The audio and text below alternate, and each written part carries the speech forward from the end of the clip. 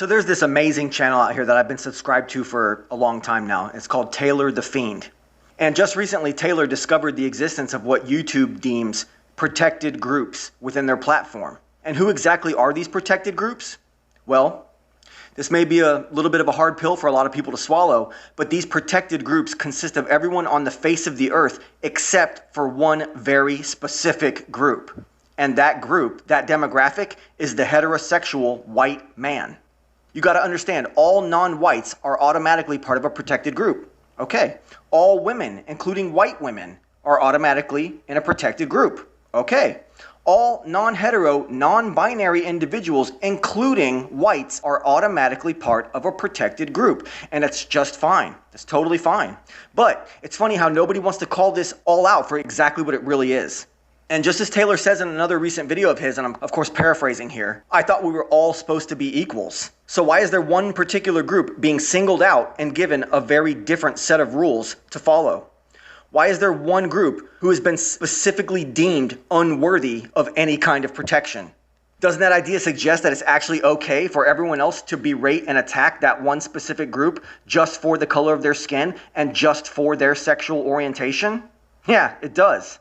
And sadly, there's many people within these, so-called protected groups who are running around out here talking smack about the so-called patriarchy. And what they really mean when they say that is the white patriarchy. And they're claiming that this white patriarchy has been oppressing them for centuries, even though the so-called white patriarchy has done more to advance the quality of life for all of these groups than anyone else ever has or ever will. And these bigots out here, they even have our taxpayer-funded school system in on their whole charade. And they're mandating that all future generations be fed their delusional, racist, sexist, antichrist propaganda. And by the way, that, whether you want to acknowledge it or not, is all enforced under the threat of government-sanctioned violence. And these groups get so mad every time we try to call out their denial of this. They say that we're conspiracy theorists, and then they go out of their way to silence us.